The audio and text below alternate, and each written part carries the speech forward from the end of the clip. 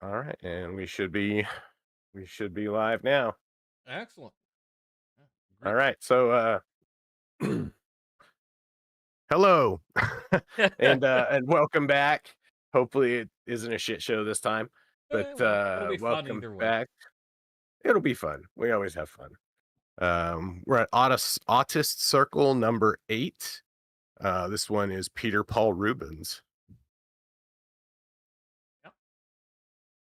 And So so yeah, so we let's are, so yeah, number eight. That's pretty good for a what started out as a little struggling project. yeah, yeah. No, this has been a lot of fun.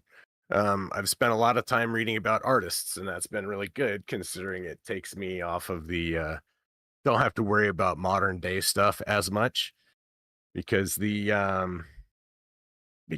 art is so interesting and seeing the historical parallels between then and now is really interesting as well. So Yes. So shall we get into Peter Paul Rubens? yeah, so that will move on in. So Peter Paul Rubens. So he was born in I guess we'll go to the first slide.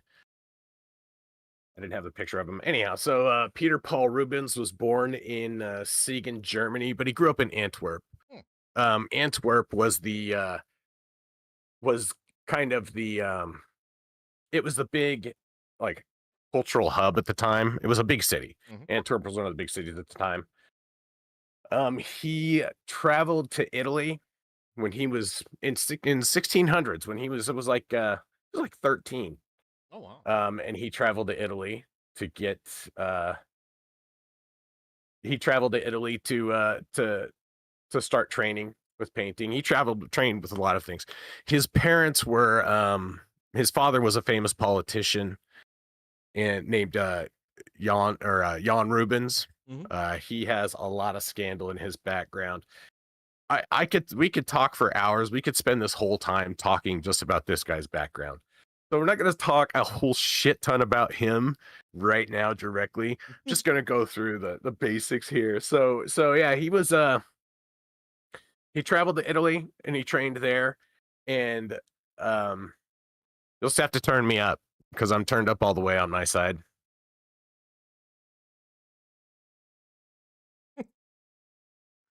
So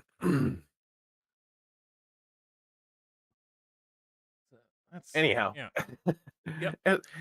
and, and it's got to have like technical issues at some point. Anyhow, uh so he traveled and then after 1608 after training he returned to Antwerp to continue training.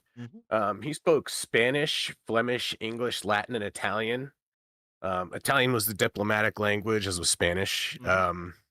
Latin was like the intellectual language, the Well, academic language. well, you notice um he doesn't speak French, so that speaks well of the man. yeah, another strike in his favor. So he first got married in 1609. um and they were together for a long time. She died in 1626, and it hit him pretty hard. They had 3 children, two daughters and a son. The oldest daughter from that marriage, Clara, died at the age of 12. Hmm. Um, After that, he traveled and worked and painted. He painted some portraits of his kids. At that time, Hmm. he actually painted a portrait of his daughter because she died of the plague. Oh. He painted a portrait of her just a few weeks before she died, and it's a really beautiful painting. Hmm. Um, so then after a few years, he married another woman, and she was 16. Oh She was God. very young when he married her, and he was 53. They went on to have 5 kids. His one son was Peter Paul Rubens Jr., Hmm. basically, and he was a lawyer, and uh, went on to kind of carry on his dad's legacy. He does have like living relatives right now. Oh, that's fascinating. He has living relatives, and it's but it's not. but it's not like he has a trust or a, there's anybody carrying on the Rubens name. It's just more like, oh yeah, someone has a distant relationship to him now. Fair enough. So he was a diplomat. I mean, obviously he was an artist. He Mhm. was also an antiques collector. Really? So as much as we think of this time as like ancient times, like old times, Mhm. he collected antiquities from like Rome. No You know, he yeah, seriously, he collected statues, Roman statues and coins and weapons and stuff like that. Collected all sorts of stuff. He apparently had a huge antiques collection. Huh. Um, so he was once quoted saying, or he was once, it was once said he didn't, it wasn't quoted, but he once said that he was so confident in his own abilities that he felt like anything that he was confident in undertaking that he would be successful at Hmm. because he was that confident in his abilities. But he wasn't like he was a very humble man, but he knew the value of his work. He had a workshop. He didn't do a lot of training. What he did was kind of collected other artists to work with him, and they would work in his workshop. And so he would sketch up, like people would come in and ask for commissions, and he would sketch up something for them to paint. Hmm. Like, he would sketch it up and be like, paint this, or he would come in and paint some of it. And they actually had price lists that they would give out for the workshop. And some of the prices had, it would be with or without Ruben's work, right? Like it would be if he worked on it, then that would be worth more. And he knew it was because it could put he could use that as a selling point because he was so famous and popular. And so he died in 1640, and he left behind a huge legacy.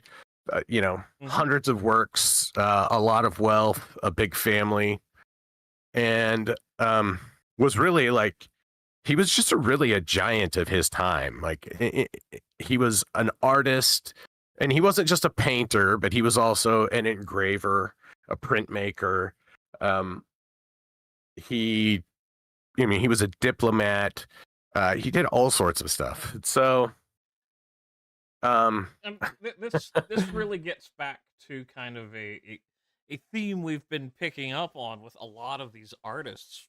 We use the term Renaissance man kind of in tongue in cheek now, but these men really yeah, were more than just some struggling painter, which is kind of how we often see it, and even our working class fellows like Glicenti and uh, hmm yeah, you know who I mean. Uh, yeah, go back a yeah, few of those names. yeah, Um, yeah. The Gentileschies. Yeah, Gentileschi's, yeah, and it's like so they're these people aren't necessarily like hugely wealthy, but they're not also like living in the gutter, doing cheap sketches. And they're also very well-rounded individuals, which I find very impressive because I think it's easy to reduce people like Rubens or Bosch or some of these others to, oh yeah, he's just doing it alone, rather than this gigantic workshop concept where he's kind of the figurehead who guides things to get the patronage, but it's all these other artists that are possibly lesser known but talented who found employment. It's fascinating. yeah. Absolutely. And the way that he kind of scouted talent was a really um, like he gathered talented artists. He picked people that he knew because he didn't want to teach. Yeah, yeah. He didn't want to teach them. He just wanted people that could do it, and so he did. Also, and so here's the thing too: is that he was also an incredibly devout man. Hmm. He, excuse me, he woke up every morning at 4 o'clock to observe mass. Every day he observed mass. Oh wow. He never drank alcohol.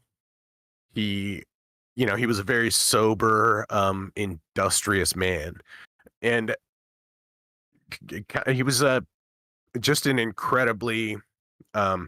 There's a reason why we know him today, Hmm. right? Incredibly ambitious, incredibly talented.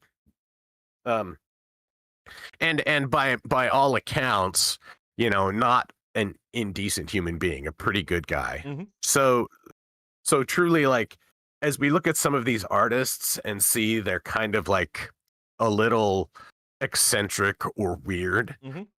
And there's always that stereotype that artists are all kind of weird. But while some artists are like troubled, tortured people, some are also just incredibly talented, driven human beings that have their shit together in a way that other people don't. Mhm. Yeah.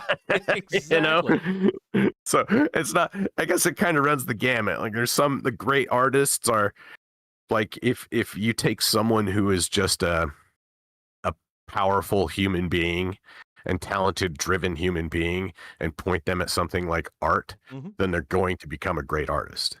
Um, also, but the other side of that is you can have the tortured genius people who take their anguish and emotion and turn that into art. People like Caravaggio Mhm.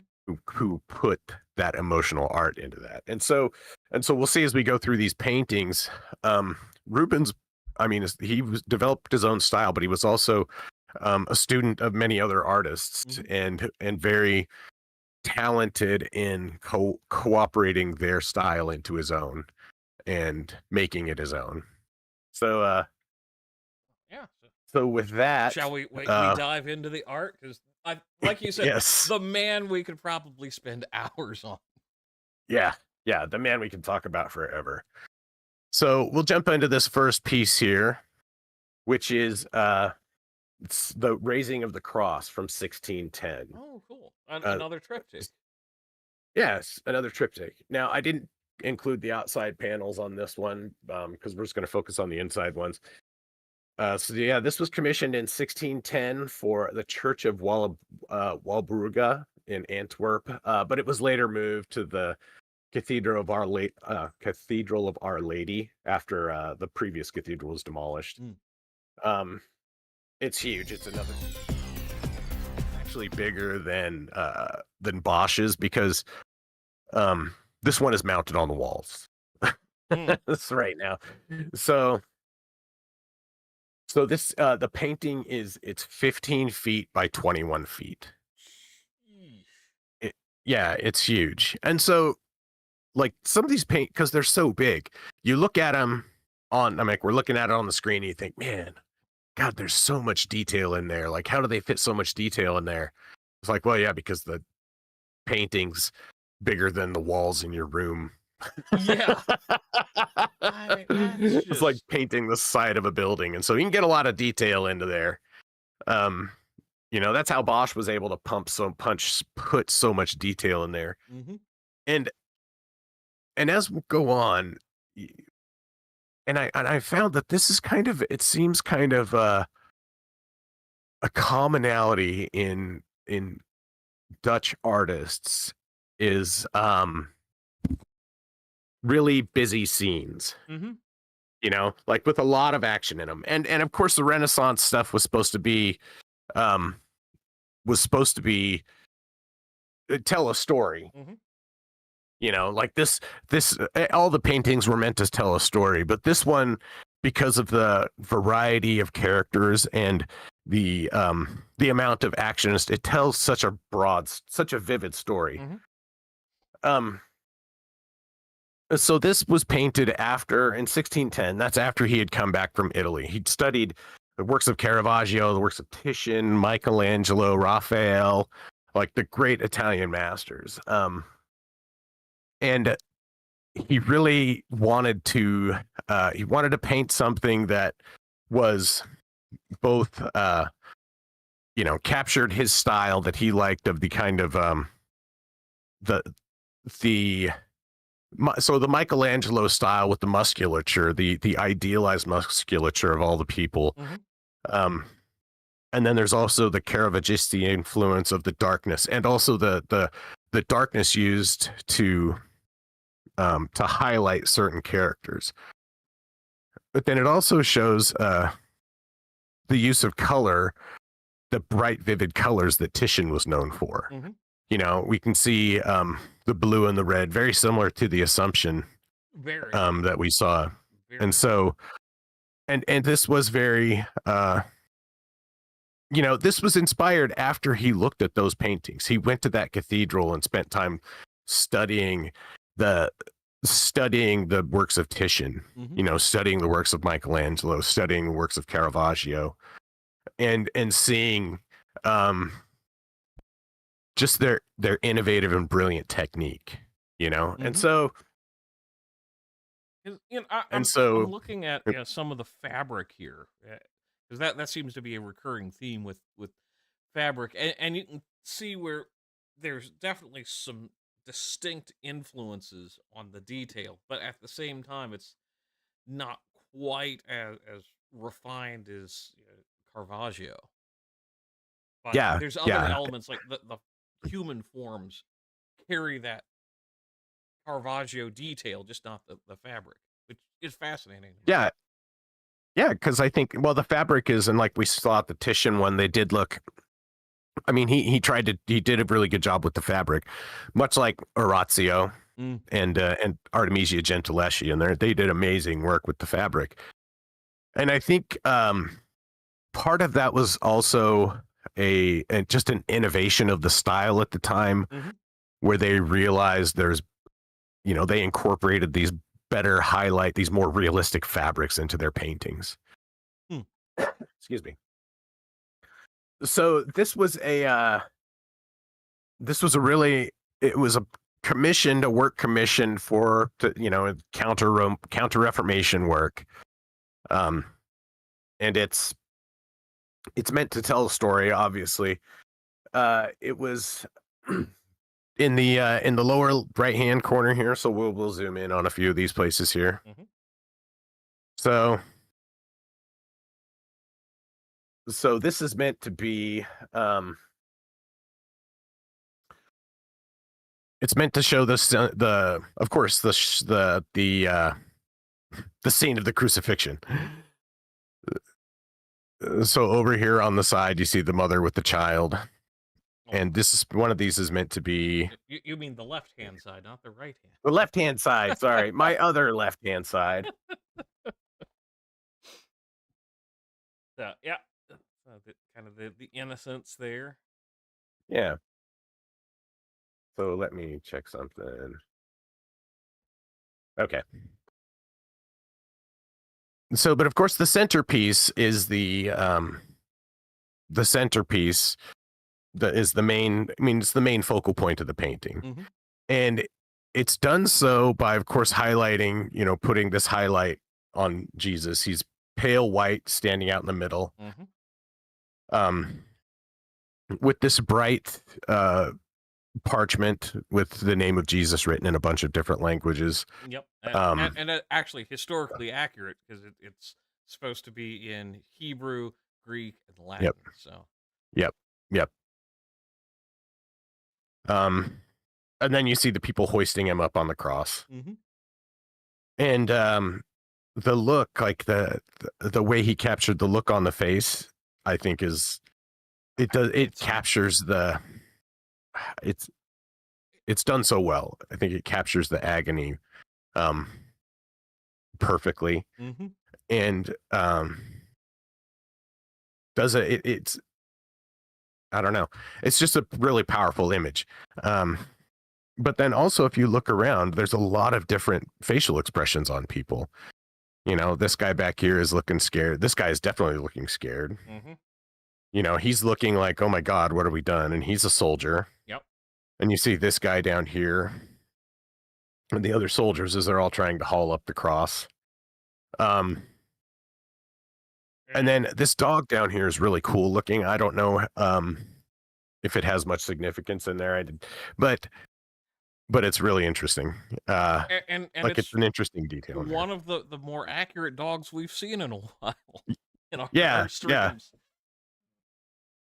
And so then over in the right hand panel, there's these are Roman soldiers, obviously directing the other two men. So this guy's being tied down and Mhm. getting ready to be crucified, and then so these are the two thieves Yep. that are going to be joining Jesus on Golgotha.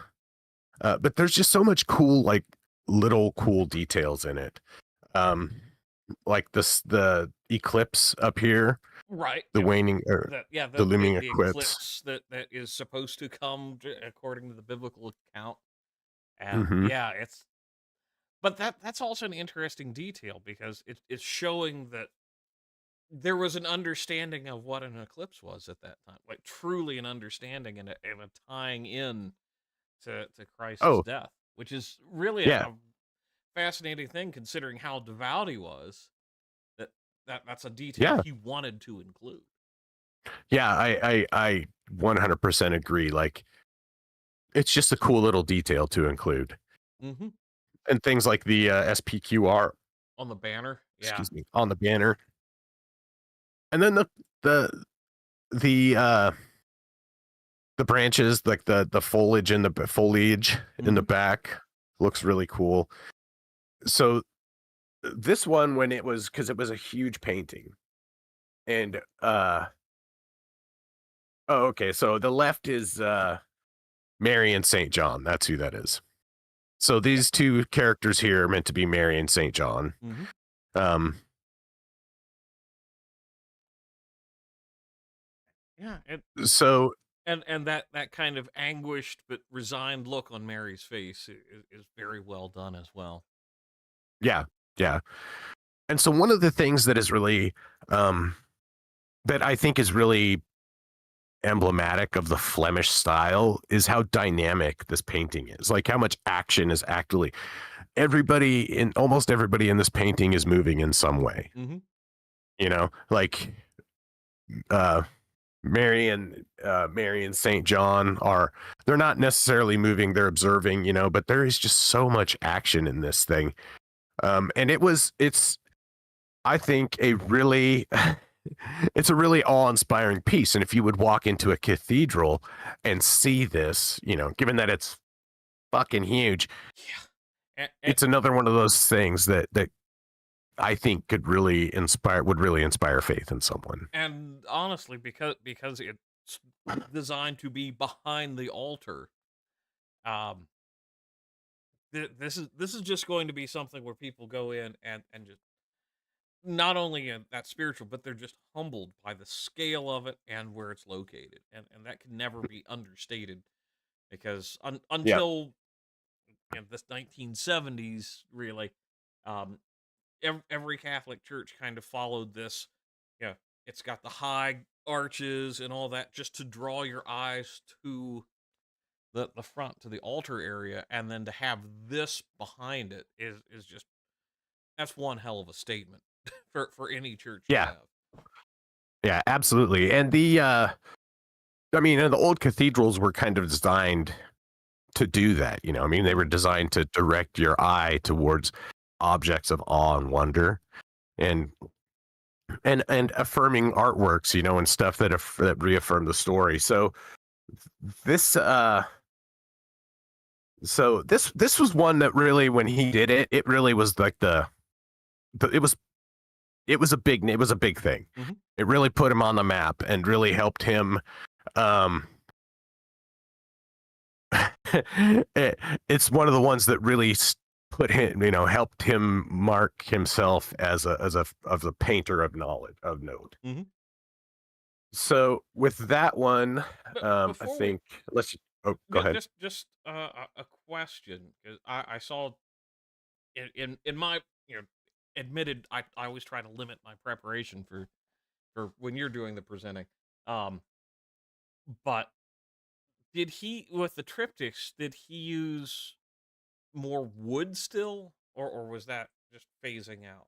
Because I thought I read something where he was like one of the last artists to use wood for triptychs. Yes, they were. It's oil on panels. Okay, So oil on kind of like Bosch. cool. So, and these are framed, and it can be moved. Hmm. Um, but they don't, because Why would you want because to? yeah, well, they're fragile.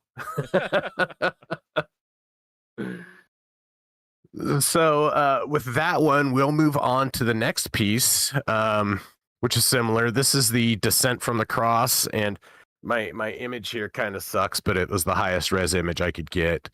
Hmm. Um, so this is another triptych, obviously. Mhm. This was commissioned by the confraternity of the arquebusers Oh, the in Arquebusers. 1612. Yes, the Yeah, arquebusers. yeah, Yeah, there you go. the proto rifleman. Yeah, yeah, there you go. Um, they were kind of like a military guild Mhm. at the time, and they commissioned this for the Cathedral of Our Lady, which is where the other one is located now. Hmm, So they were patrons of Saint Christopher. okay. Yeah, Saint Christopher was their patron saint, Yep. um, and that Christopher is Christ bearer. Mhm. And so they commissioned this painting after seeing the other one, and were like, "Hey, that's awesome. Can you do, Saint? Can you do a painting that's kind of a tribute to Saint Christopher, um, in our in our in our chapel Mhm. for us, And so, um, he's like, bet, and gets out.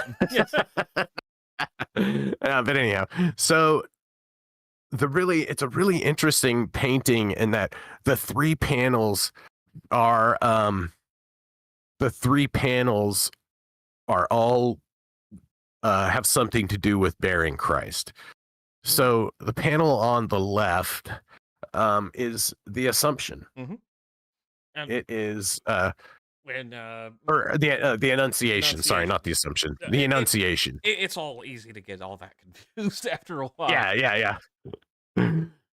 So this is meant to be Mary, talking to the angel Gabriel, Um, telling Mary that she's going to be bearing Christ. okay. I was thinking that was when she visited Rachel, announcing that she had conceived Christ. Uh, that could be too. The thing I saw said it was Gabriel, but that makes more sense, Yeah. actually. But again, this is another painting that's big. Hmm. It's big like the other one, so they're able to get a lot of detail in here. But the faces on here, if you notice the faces, um they're softer, Hmm. and more. They're softer and more. They're more. Trying to think of the right word for them, and they're just they're not as rough and aggressive maybe as the Caravaggio Hmm. uh faces, of that raw emotion. Like this woman here has a slight smile and everything, and they're showing, um they're showing a respective emotions, but they're not as uh Just, trying to think of the right word. they're a little They're more subdued than. subdued. That's a good way to do it. Yeah. So Hmm. then over on the right hand side, Hmm. Well, for this is the circumcision. For that. yeah, Yeah. this is with Saint Simon. Hmm. So this is he's bearing Christ, um and this is great detail too. The clothing, like the cloth here, I think is really well done, Hmm. and it shows, especially the darkness used to, kind of highlight the baby, even with this person here in the darkness. Hmm. It really is kind of the Tenebrist, the Chiaroscuro, Caravaggio influence. Hmm. And then, of course, you see a lot more of that in the center panel. Yeah, Mostly, that center panel. If the faces were slightly different, that less soft look, I'd swear it's a mhm, Caravaggio, just because of yeah, the color choices. yeah, yeah. And like faces like this, obviously, this is a classic. I mean, that's a pretty classic face, obviously, and that's why, because that's supposed to be Mary. Hmm. Um, and then, of course, there's Saint Joseph, or or sorry, John the Baptist, Saint John the Baptist, Joseph of Arimathea, and Mary Magdalene are all in this painting, Mhm. are all in the image here, bearing Christ down off of the cross, which brings it back to the Saint Christopher, the Christ bearing. So it was kind of it was a narrative painting. Um, like it was like a whole big meta painting, Mhm. right? Of course, it tells the story of Jesus and all that stuff, but then it's all meant to be a tribute to Saint Christopher, which I think is really cool. Mhm. Oh yeah, and just I And I I think just the interesting thing to me is kind of the pallor on Christ's body. That oh is yeah, really well captured. yeah, absolutely. And the looks, I mean, and this face is really good, and it has the more realistic fit look to it, Mhm. um, because a lot of the I mean, this she has, of course, Mary always has a very stylized face, but it has the more realistic look to it that is more symbolic of the Baroque era Mhm. than coming from the kind of excesses of the mannerist Mhm. drawings or the kind of idealized images of the Renaissance paintings. This is the Baroque was bringing art back to the people. Mhm. Um, Well, and I think that's something very while this was a private commission, I think the fact that you know guys like Rubens were really aiming art to the basically the illiterate masses that could afford art. That does really speak to something where that mindset is common in kind of the great artists where they want to make something that makes a statement that all people can see, even if it's never going to be publicly shown per se, even though this would be. Um, right. and the fact that they spend that much detail on making people in the paintings realistic, so the viewer can relate that much more. And it's just Yeah. yeah. And I think in Ruben's case, and I'm just looking in some of the finer details because there's some just really cool details in here underneath Mary, and I think you're right. That's Mary and Rachel with Joseph. Um, that- like this peacock and the hens, cocks down here, and this guy going fishing, yeah, yeah. and then the seaside, and it's a cool detail in the background there. And well, and you look at the other panel with the circumcision, and just how decorative the arches are and the columns that are Hmm. so yeah, he spent a lot Yeah, of detail on the background, and then you get to absolutely. the main panel, and then you see that setting sun in the background, and everything else is just dark. Yeah, and I think that's one of and it also shows kind of the influence of Michelangelo in a way too, because it like the Renaissance, one of the hallmarks of Renaissance painting was grandeur, Hmm. right? And we saw that in a lot of Titian's work, how they were just big, grand pieces and meant to be this like larger than life thing. And I think that that's what this panel really shows a lot of is that grandeur, that Renaissance, because they're in the big, it's it's almost like a video game, Yeah, right? yeah, yeah. It's like when you walk in through when you're in Elden Ring and you walk into that giant cathedral, it feels epic and grand, and that's kind of what this does too, with the giant columns Hmm. and the sweeping arches and stuff. Um, and yeah, and again, but this painting is fucking gigantic. It's 20 feet tall or 20 feet wide and 15 feet tall, something like that. So he had a lot of time to get good detail in on it. Um, and so a really, it really helped to cement it really helped to cement him as one of the premier Baroque artists, Hmm. like Flemish Baroque artists, like someone whose name was going to be on the map, and it made him very popular with royalty and all sorts of stuff like that. So he had no shortage of patrons, and he had no shortage of wealthy connections, whatnot. Like I said, he was a diplomat, he was a polyglot, he did all sorts of crazy stuff. Hmm. Um, so with that, oh yeah, okay. So some more interesting things about this is that this painting was actually looted from the cathedral by Napoleon in 1794. There was a Really? few of them taken there, actually. Yeah, Oh, that's fine. that Wow. yeah. Well, yeah, because when the French armies came in, like they took art and sent it back to France, to Hmm. Paris, to be displayed.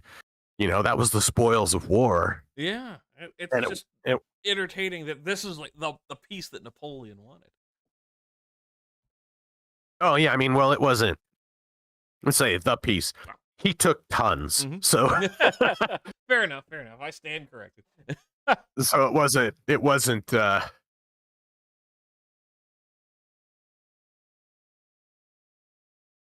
But okay,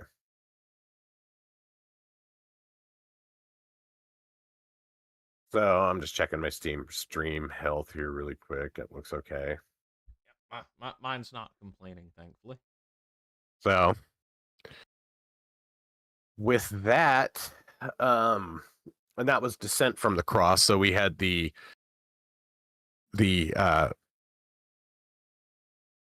Raising of the Cross, and then the Descent from the Cross, Hmm.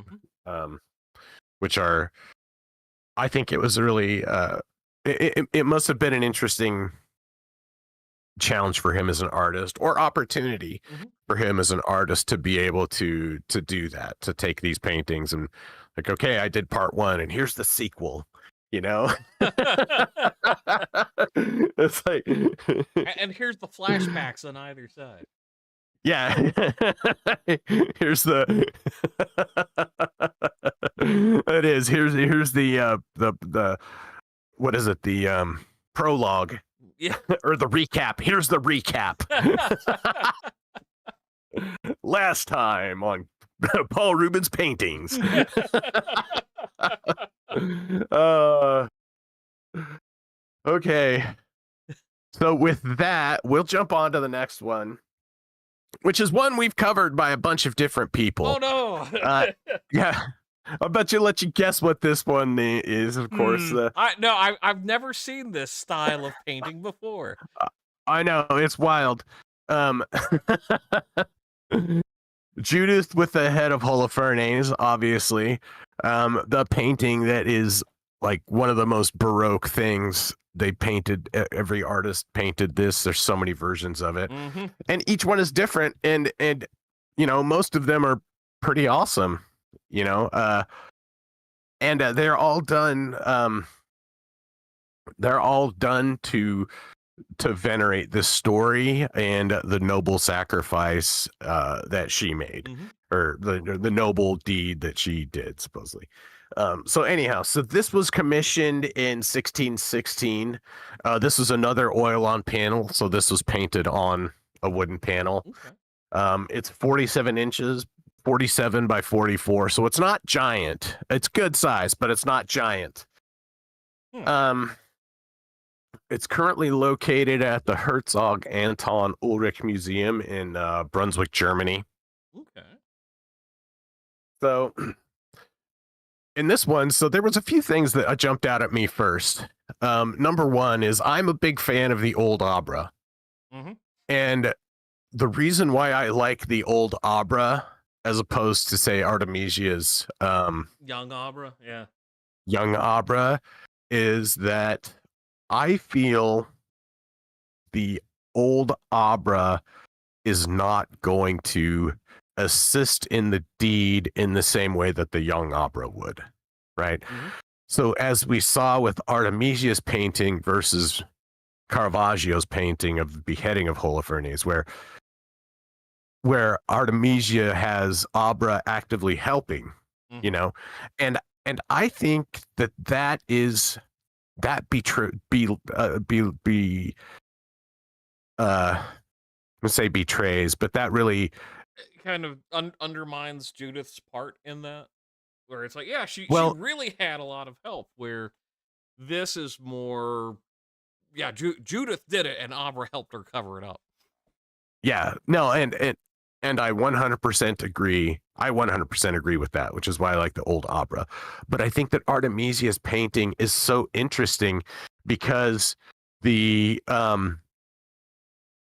because it was it was painted from a woman's perspective, and Artemisia would know, especially after already being raped. Yeah. Because she painted that painting after she was raped. She would know that um she would know that it would take two women to stop that man, right? And that there's absolutely no dishonor in two women doing that deed because the man out is so they're outmatched, right? So so the so I think that's the difference between Artemisia's version and this version and Caravaggio's version is that the Caravaggio in this version highlight Judith's struggle more singularly Now, than Artemisia's does. one of Caravaggio's he did the scene twice. And I thought one of them had an older Artemisia, but the first one didn't that we covered. One of them did not have an older Abra. Okay. That's true. Caravaggio had a younger Abra, but she was never involved in the fight in the thing. Okay. But the younger Abra doesn't necessarily imply that she helped per se. But I think that the older Abra does definitely imply that she helped. Yeah. So also we'll draw attention to Judith's face here, which is very Dutch. Yeah. And that is a smug looking woman right there. Yes, but she's very emblematic of Rubens' style and that softness of the features and the way the light catches the eyes is really cool. But she has a very she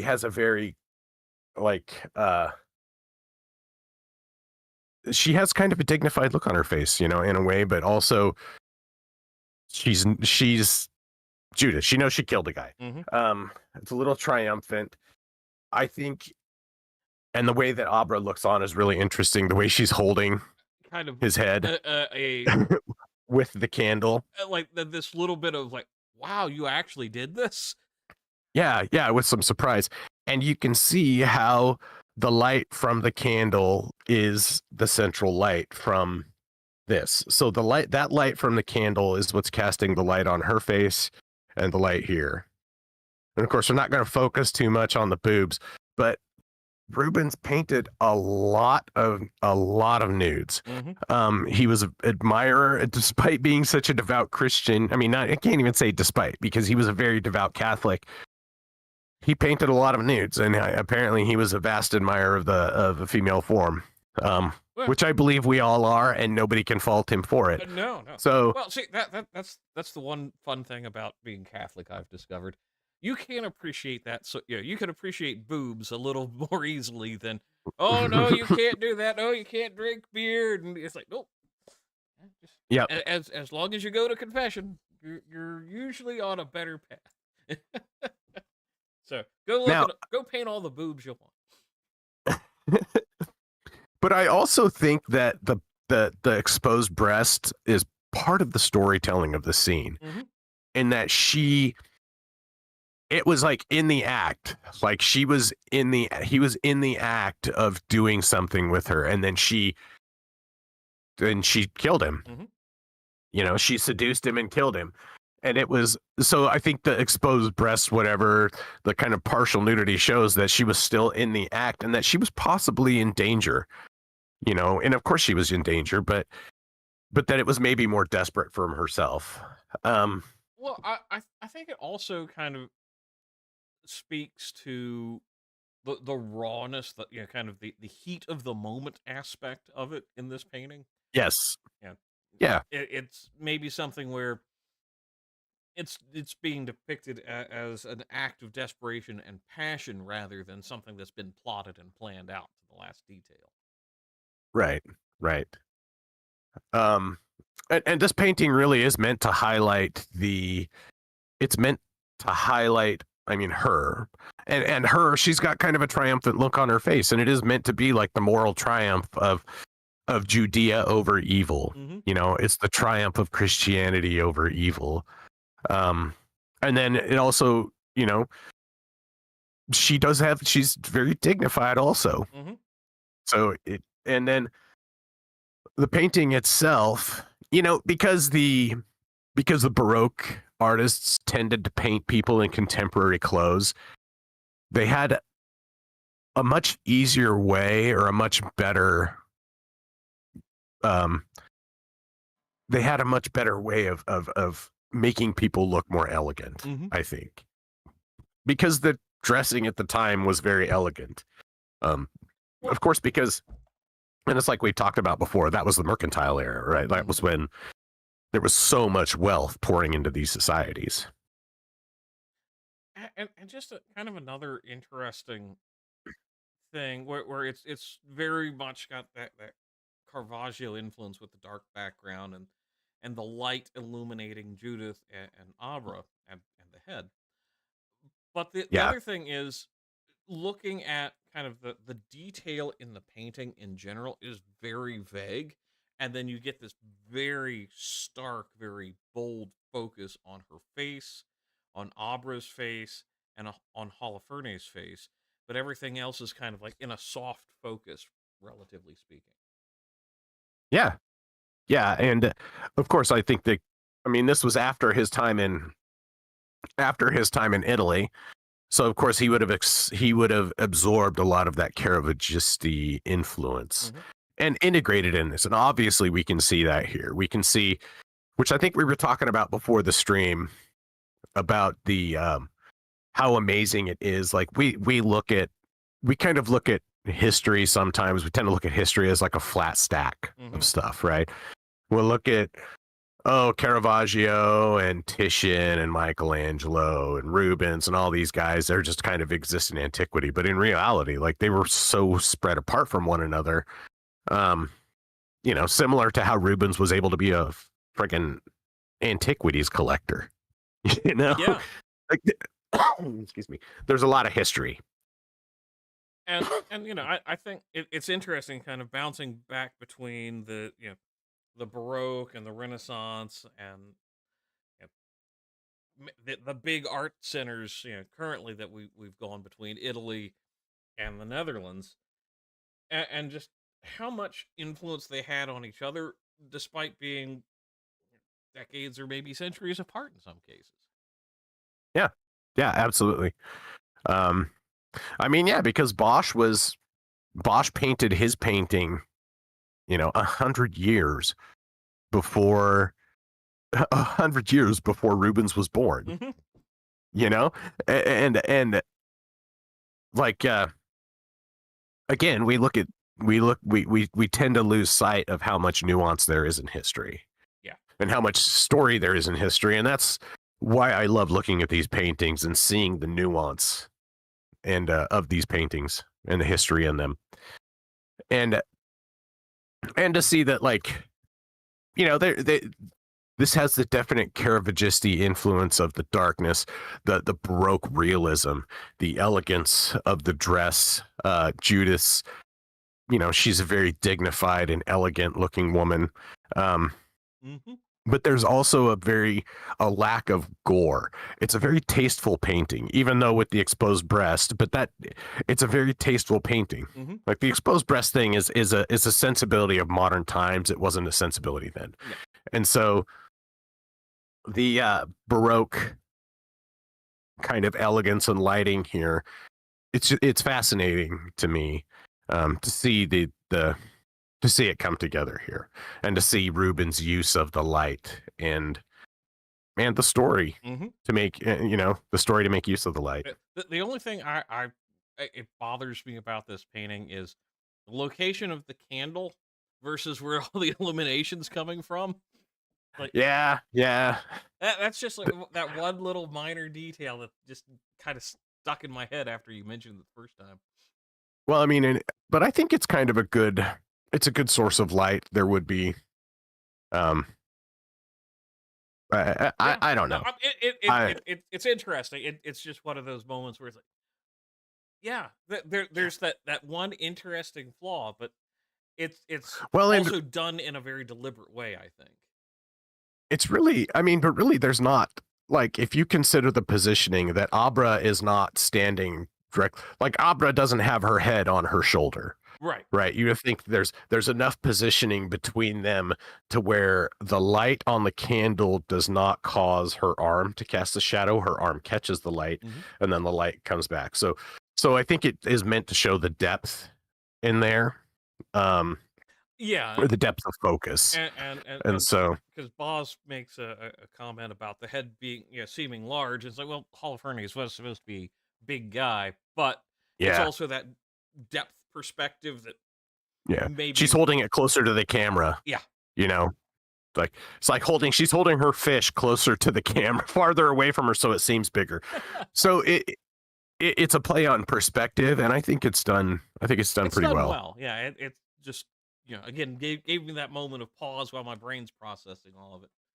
But Yeah. yeah, it's But a also it's a really, it's a good way to see how perspective was also developing, because we see more kind of a flat where you just make figures smaller to show yeah, depth, where this is really showing kind of how things do change, how the human brain processes stuff differently with shadow and lighting, depth, and all that. right. And it's a dynamic painting as well. Hmm. Like that position, she's not just holding, she's in the process of lifting that head up. Hmm. She's like, it's like she just got caught cutting that guy's head off, and then they take the picture. Then she's showing Abra. Abra's like, holy shit, you did it. Yeah, this is the catch of the And then they day. snap the picture. so so that's, I think, the and I wanted to cover this one because it's not because it's like a particularly important or impactful painting that he did. Hmm. It's just we've covered it. We've covered this fucking Holofernes thing. I'm going to be honest. I'm going to try to put one in every chance I get. Oh, it's awesome. I kind of want the audience to play, spot the Holofernes. We'll see how many people we can get to it Yeah. because we've got 4. We're up to 4. Probably more, and actually, definitely more. Hmm.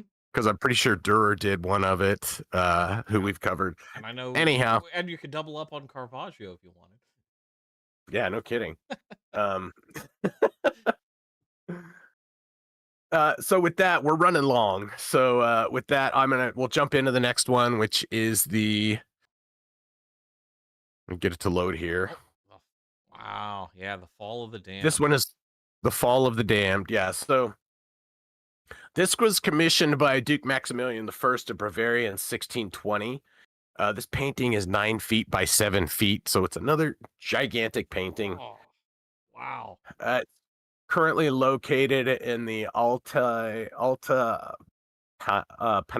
Pinakothek. I don't know. I can't pronounce that word. Alta Pinakothek. Kotek. Oh no. Okay.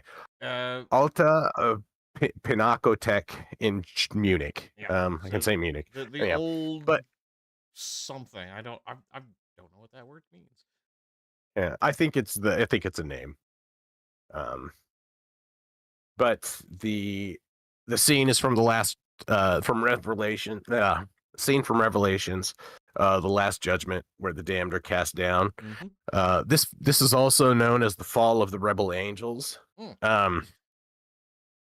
So the reason why I picked this, other than it being crazy, is that it highlights more of his figure work.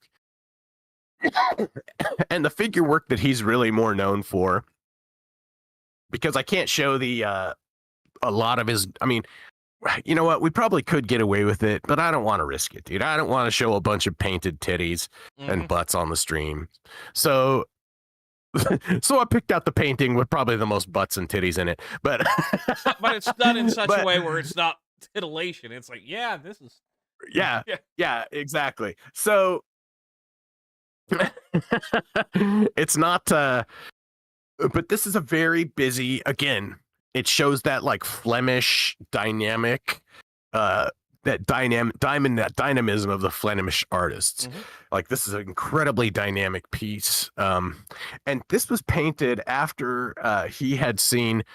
People thought it was kind of his answer to Michelangelo's the Last Judgment. Hmm. So this one's Michelangelo's The Last Judgment, which is a very busy scene. Hmm. Of course, it shows all this stuff, but it's very much a Michelangelo painting, and that all the guys are like ripped as hell, and Yeah. and everybody's very idealized and stylized. So Rubens, and it would have been common at the time, honestly, for the women in Rubens' time to be a little pudgier, Hmm. right? And it's because of the wealth. Like we have, like our women now and our men definitely have a little bit more thickness around the middle, and it's because we are a very wealthy society where calories aren't an issue, Hmm. you know. Yeah. And being Rubenesque, which is where that comes from. Hmm. The term Rubenesque is from Paul Rubens' depictions of women as kind of shapely and a very realistic, like not stylized version Hmm. of a woman. Um but okay, so while we're doing So we'll hurry up and run through this really quick. well, before we do that, one thing Okay. it really strikes me is, looking at some of the, the critters down at the bottom, the hell beasts. I'm more, I, I am really thinking this is, yeah, a Bosch inspired scene more than Michelangelo. Yeah, seeing Oh that yeah, no. he's ripping and tearing at people, and just no owls. That's the only difference. Well, yeah, I think that it's more as just a sign of his devotion, Hmm. of his devoutness, that he and his belief in the Catholic dogma, Yeah. because this is very much a dogmatic, a painting adhering to the dogmatism of the lake of fire and evil and the gnashing of teeth and all the stuff like that. Yep. Um, so if you look with that throughout the painting, there's all sorts of interesting, like, so like this guy here, Hmm. this demon here pulling this woman's hair down, this demon here pulling these people down. There's all these demons in here dragging people down to hell. Yep. And you could see obviously the shapes of the figures. I mean, there's fat people, Hmm. obviously. Of course, the fat people would be in hell because they're meant to symbolize sloth or gluttony. Gluttony. Yeah. And I'm sure there's lust and all sorts of other things. There's one very Um, Turkish looking fellow, which. yes. Which that again is a reoccurring theme, and it was probably in a few of his other paintings. Hmm. Of course, because in this time they hated the Ottomans. Um, but it's an incredibly busy scene with a lot of stuff in it that shows, but it's also very dynamic in that it pulls. I mean, obviously you can see all the figures, but it directs your eye. Like you can start at the top and just follow the characters and the figures down and find more and more interesting little things that get interwoven Hmm.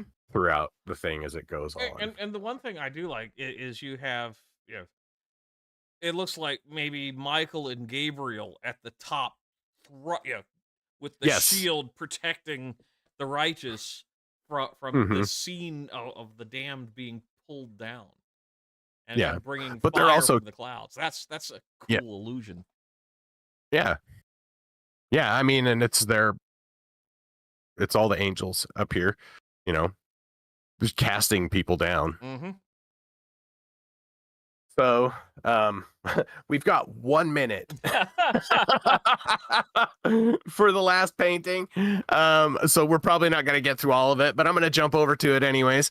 The last painting we're doing here, and I'm going to talk about it because this was this is the Feast of Venus, Hmm. and it was painted shortly after his marriage to his second wife. Ah. Um, so as he marries this other woman, he's very happy. He's believing in life and love and fertility again. Hmm. You know, he's ready to embrace life again. And I think this painting more highlights his ability to do the figures. Um, we'll zoom in a bit, and you can see the women are very curvy. Hmm.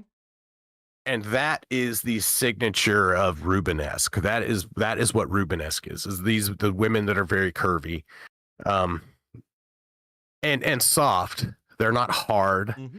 They're not aggressive or angry. You know, like here you see this woman with the satyr, which I think that's really cool. Hmm.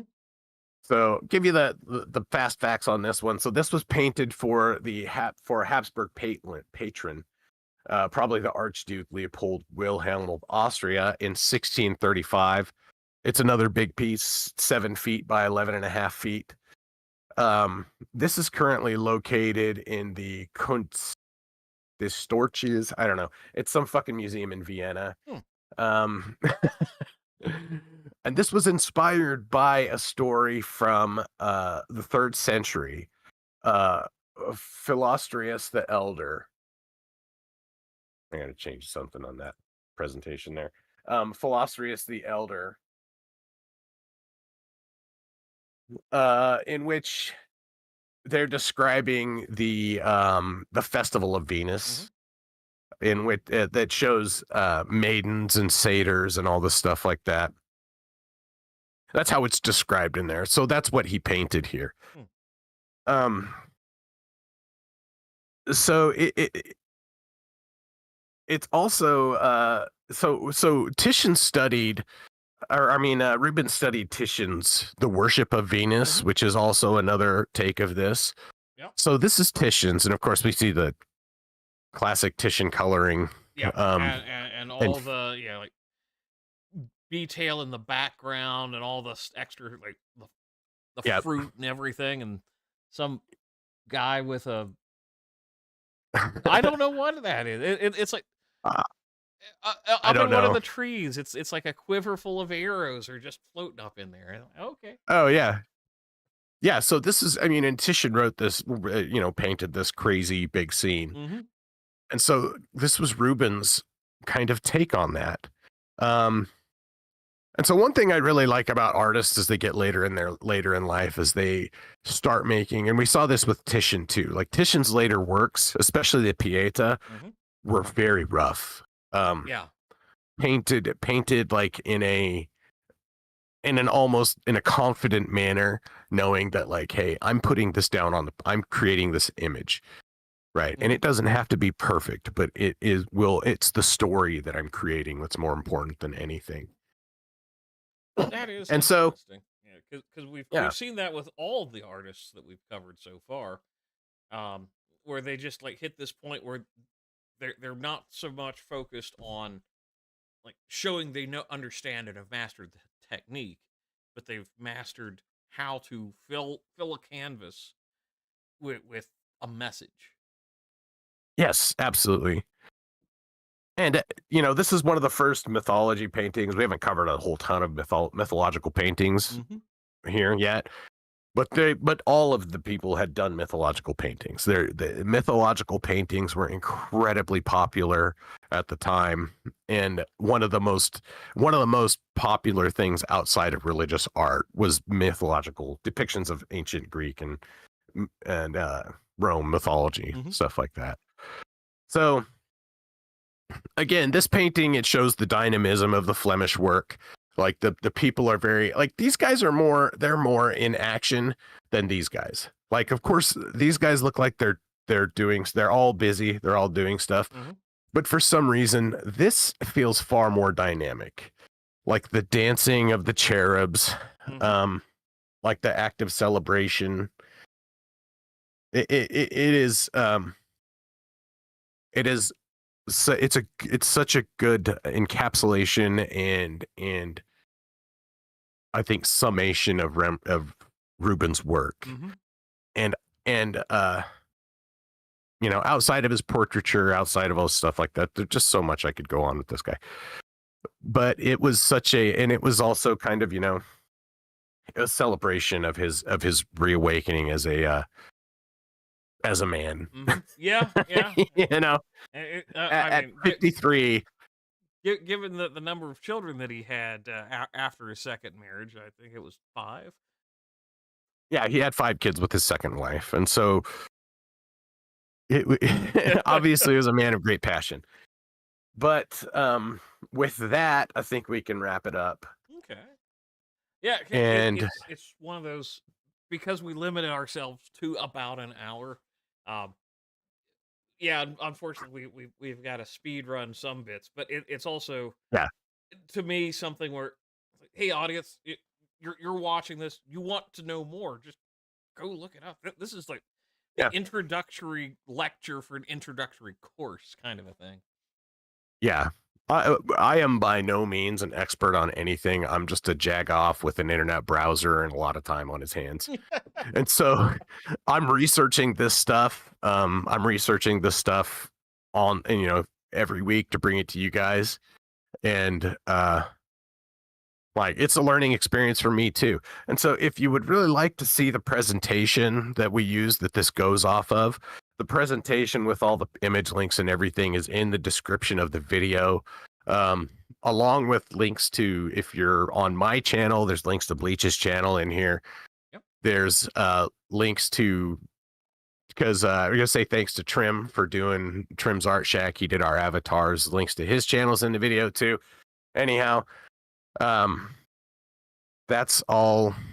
That's all we got right now, and we will be back next week talking about Rembrandt van Rijn. Yes, it's kind of funny. It almost feels like we're kind of going in parallel paths at multiple times with these artists. But when you see Yeah. how, like, they all kind of tie into each other, it's just fascinating. So, Yes. Absolutely. all right. So, Well, I think on that, that's probably the best place we can pick for the moment to end. Yeah, it's been a and lot of fun. yeah, it has. So, thanks for coming out, everyone.